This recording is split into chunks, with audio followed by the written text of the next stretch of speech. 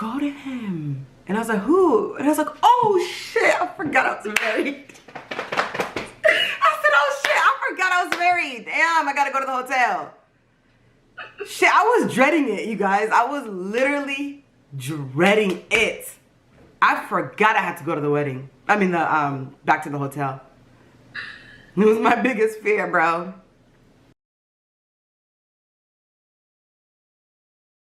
What's up, guys? It's your boy Ibrahim. Welcome back to my page. I got a brand new video for you guys. So one of my subscribers sent me this video and was like, hey, I want you to react to this. I want your 2 cents on this. I would love to get your perspective. And I was like, oh, why not? You know, I'm I'm here for that. I'm here to, you know, help you out here. Also share a little bit of what I know. I don't know everything, but yeah, I went ahead and watched the video. There is a part 1 and a part 2, and I must say I was dying laughing. It is quite a funny story. She, Allahumma barak, she's quite funny. She has a way for storytelling that I hope she continues.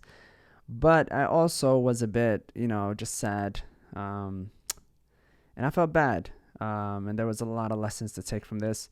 In a way, she has gone through such a traumatic experience. You know, sometimes you laugh about it, sometimes you make light of the situation, but it is, you know, no one wants to be divorced.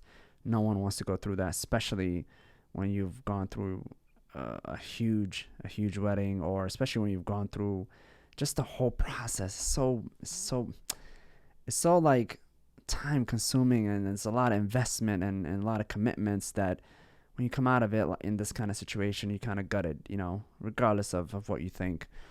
But yeah, I wanted to sort of go over the video. I did pick and choose a few spots that I really wanted to highlight and sort of go over, and take some lessons from. So bear with me. I'm not going to go through the whole video. I'll just do the part 1 video here. If you guys want to see a part 2, let me know and I can sort of react to that.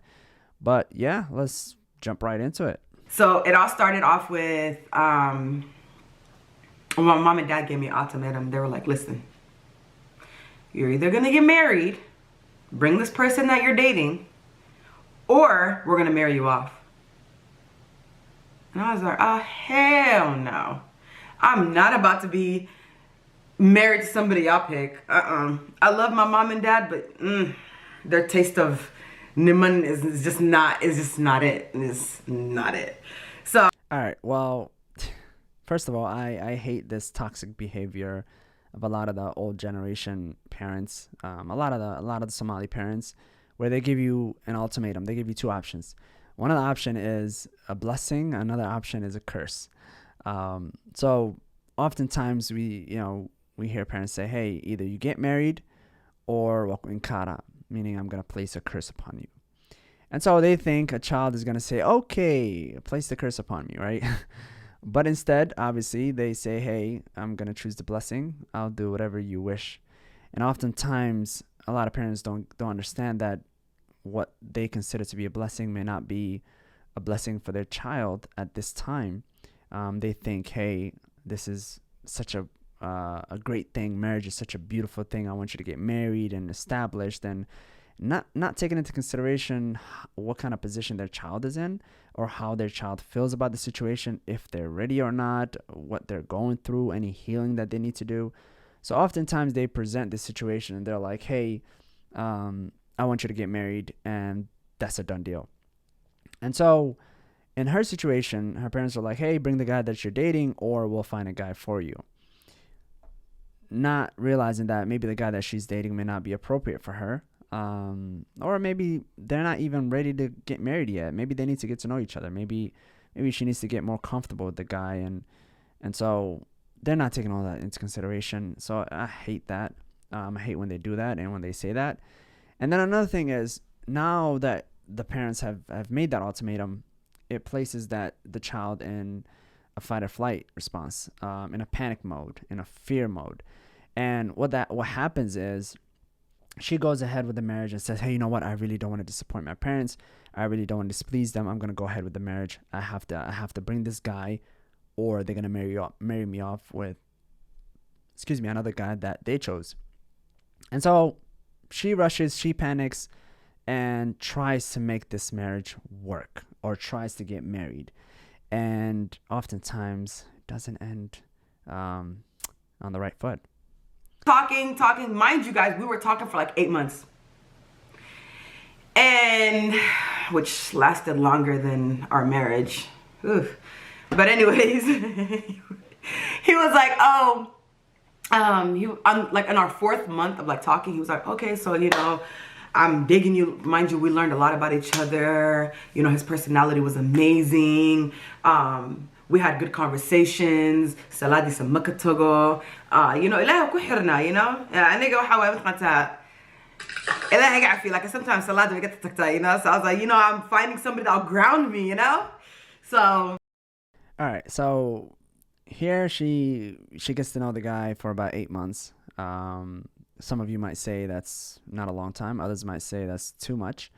But I mean, a decent amount of time to get to know someone. However, where she says that the concerning part here is that she says that he is practicing and that she needs to sort of balance herself out, and that he can help her with some of her prayers. And the problem with that is, especially when it comes to religion, you often, as beautiful as that sounds, as lovely as that is, as romantic that is, it's not always the best thing, to have someone else, sort of help you through the process, especially when it comes to religion, because you want to be at a place where you guys can meet each other, where you guys can be on the same wavelength. Because we've all, like, we know when someone tries to like force something upon us or tries to like gets us to do something, we try to rebel, and we don't like that, and it becomes a burden, and we're just like, leave us alone. And so if you have a situation where, let's say, an imam or a righteous person is praying 5 times a day, going to the mosque, doing a lot of being righteous, and then you have a situation where someone is coming on board who isn't quite righteous, there's going to be a lot of conflict. There's going to be a situation where she might want to do whatever she wants to. She might want to do what she's, used to doing and has a little bit of habit. He might not be as patient. He may not have as much wisdom. And so throwing yourself in that situation, just to think of it as like a balance being, it's quite concerning. I wouldn't go into it like that. Obviously, I would try to work on myself, and it's important that she works on herself and tries to improve in that area. And then when she feels comfortable and feels like she's made progress, then move on with that. No one is 100%. No one is perfect. I get that. We have our weaknesses. However, especially when it comes to prayer, especially when it comes to certain areas in the religion, it's important to try to do that on your own so that you don't rebel against your partner, especially if they're trying to help you out, because we don't take that lightly.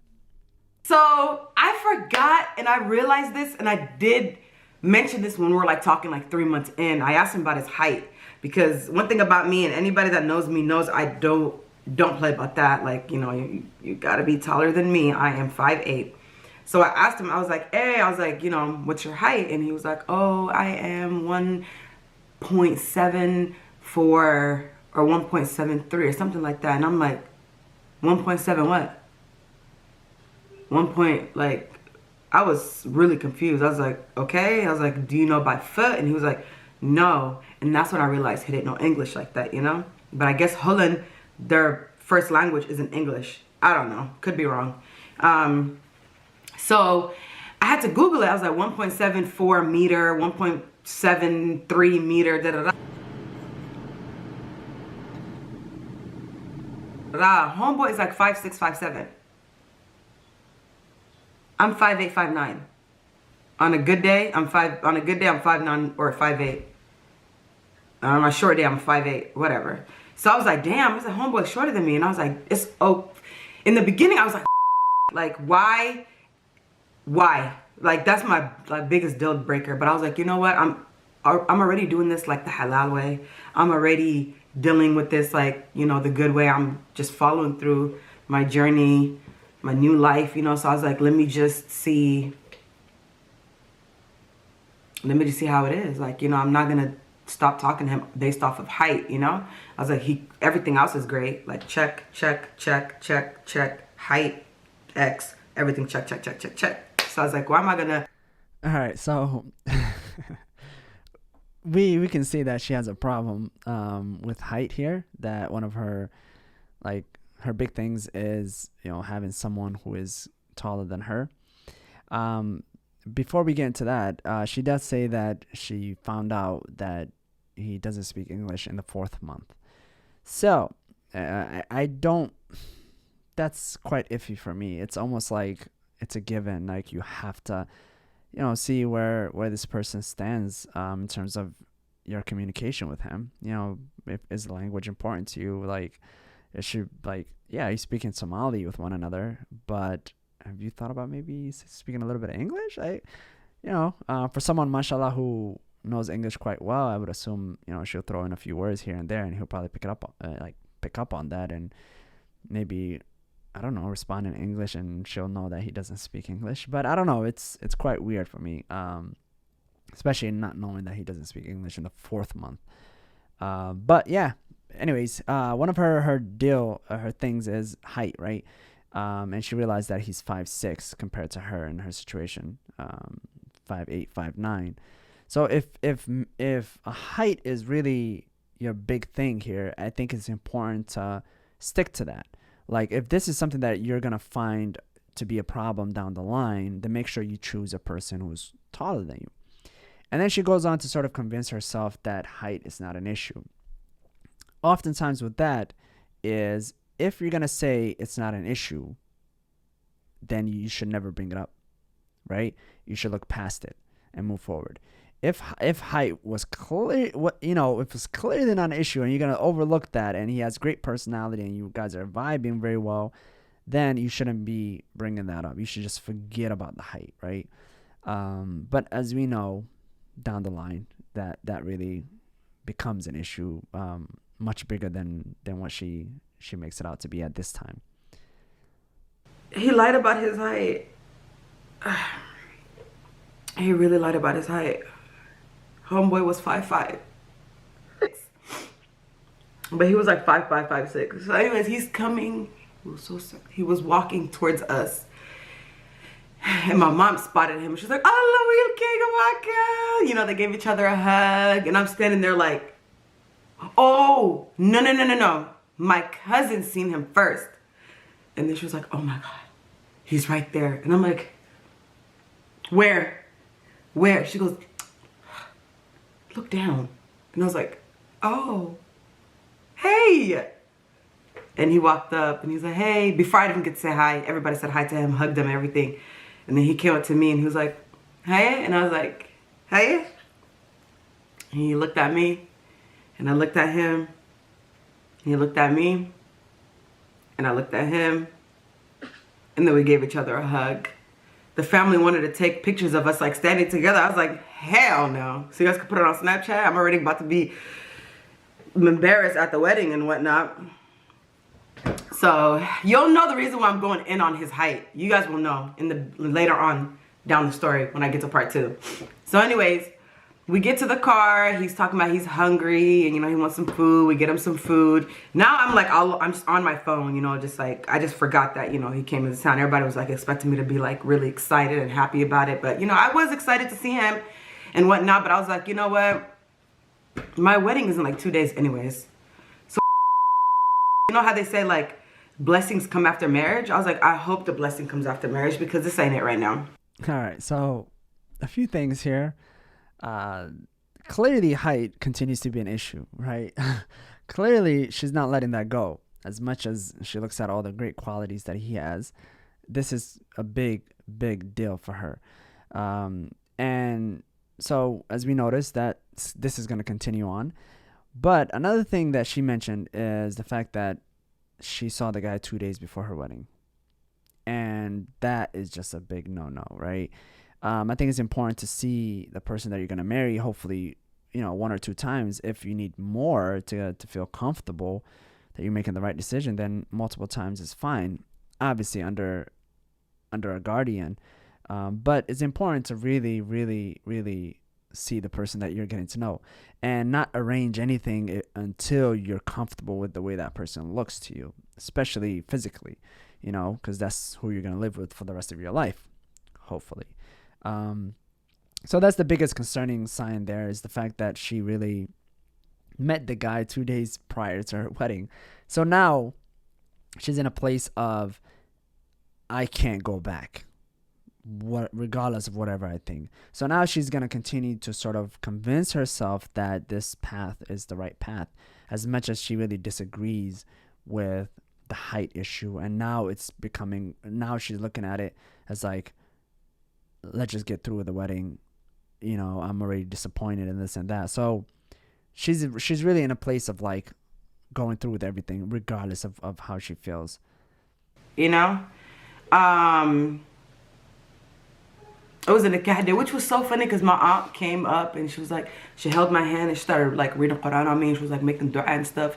And the dua she was saying was the most craziest thing. And I was like, dang, okay, I know 90% of my life was haram, but what the hell? Like, and then she was like, you cannot have girlfriends coming over your house. You can't do this, you can't do that, blah, blah, blah, blah, blah.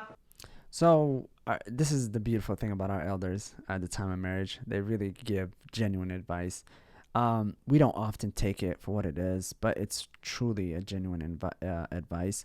Sometimes they advise us on not having too many friends at the house, not being out there too much, not going out whenever you want to.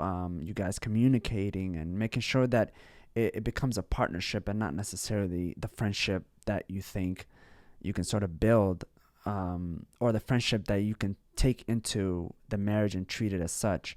So oftentimes they give these beautiful advices, and we should take that into consideration. So my mom knew how I felt about the height because she's seen the height and she was like, oh, but whatever. So she said, she was like, okay, I'm going to walk in with him, because my mom was short, she's like, I'm going to walk in with him as like mother-in-law and son-in-law. I'm going to walk in with him, and then you walk in, like after I take him like to the stage or whatever, you're going to walk in. I said, okay, deal. That was the plan. This man was late for the wedding. Late. First of all, he doesn't know anywhere in America. I guess he has like, tribal family members out here that was showing him. They went to a whole different hall. The hall was like 25 minutes away from the what's it called? So now I'm on 100. I'm like, oh my God, this guy is not at the wedding. I'm just like pissed off. So we end up walking down the aisle together. And I can hear shit, you know what I mean? Like, and ladies, when you take a Snapchat, like if you're gonna talk shit, save it till after the Snapchat. Because I watched next day, I see Snapchat, they're like, Allo Gabby, hi ma arakte, Allo Gabby, Allah kabadu wadarta nindem hello I said. I was like, oh. But I'm gonna show you guys the picture. Yes, he is short. But anyways. So height continues to be an issue here. Just highlighting that, to the point where she seems shameful of walking down the aisle with her husband, and it's gotten to that extent. So that's how much she feels about the height issue. And another thing to, for all of us to take into consideration is that regardless of what wedding or what marriage you get into, people will talk. Regardless. And if you allow their words or what they think about your wedding or your marriage to get into your head, you'll ruin something beautiful, or what could be something beautiful. Because there's a lot of, how people view your partner shouldn't matter. You married this individual, you want to be with this individual, regardless of what you saw, whatever they say, regardless of that, you want to marry this person. So you should never pay attention to that. And it doesn't matter how you do it. Someone will always talk. There will always be people talking. So never throw a $30,000, $40,000, $50,000 wedding for people. And I've seen that. I've seen so many people get married to certain people or have a certain price or a certain type of wedding for the people, not necessarily for them, hoping that the people will be satisfied with their wedding and people won't talk as much. And that does not matter. People will talk regardless of what you do. So it's important to make sure you think about what you're doing. Are you comfortable with the marriage that you're getting into? Are you comfortable with spending this much? Are you comfortable with who you invite? Because not everyone who comes to your wedding is for you. Oftentimes we have a list of like 200, 100 people come to a wedding or a ceremony, and half of them we don't even know. But we want them there just to sort of fill the seats, for an image or that we're trying to go for. But you don't need that. You really don't need that. And that's why you have situations like this, people who talk and have Snapchats and recording in there, and so many other issues that can arise. So something to keep in mind. So at the wedding, there was one point where we were arguing. I wish my mom still had the wedding video. We're just going back and forth. Like, we're literally arguing back and forth. He's going like, and I'm going like this.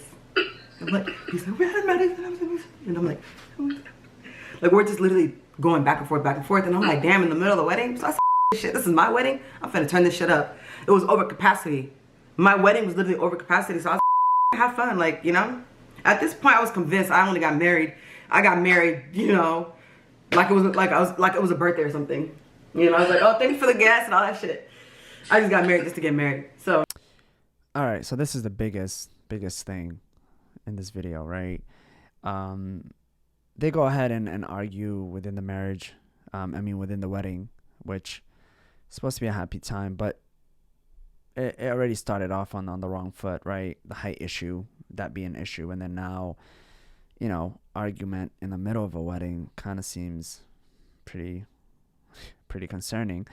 And then she highlights right there, she just got married just to get married. And it goes back to my first point when I said parents giving kids ultimatum, placing them in positions of like, I'm going to get married just to please my parents, right? And so what she says here is the highlight of the wedding, the highlight of the union between them. Because if you have this kind of a mentality going into a marriage, something big as marriage, it's not a dating relationship, right? It's marriage. You're making a commitment. You sign a contract. You're saying to Allah, oh Allah, I chose this partner to to live with them and to get closer to you, right? You chose this person to be to complete half of your deen, something that's so important, so significant. But yet you come out of it and say, I just got married just to get married at this point, and it's quite concerning, because once you go into this is not even the marriage. This is not even within the marriage. This is sort of the beginning of it. They haven't even lived together, right? And so to think of it as marriage just to get married, it's you won't take it seriously. It's a mindset thing. You won't take it seriously, because you look at your spouse or you look at a situation like, I'll leave, because you'll take it lightly.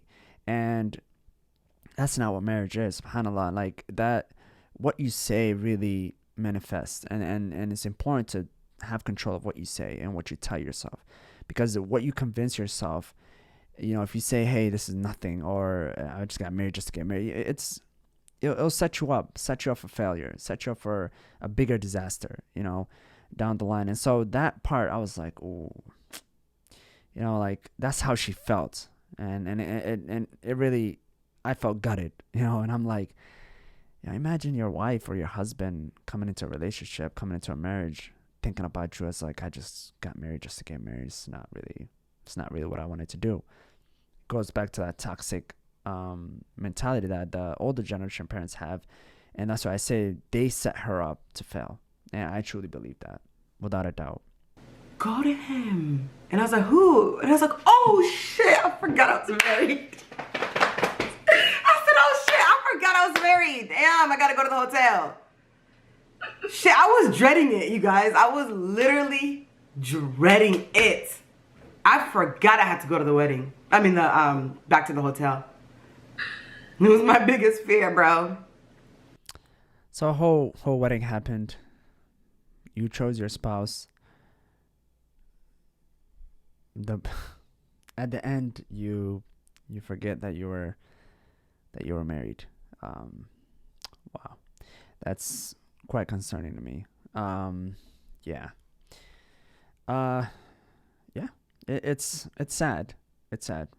SubhanAllah. And for someone to go through that, I mean, we laugh about it. It's the way she's telling it is quite funny. But there's a lot of concern in that video. And I mean, I feel for her, like I said, having gone through this. Um, but that's just not something to say. Forgot that I was married.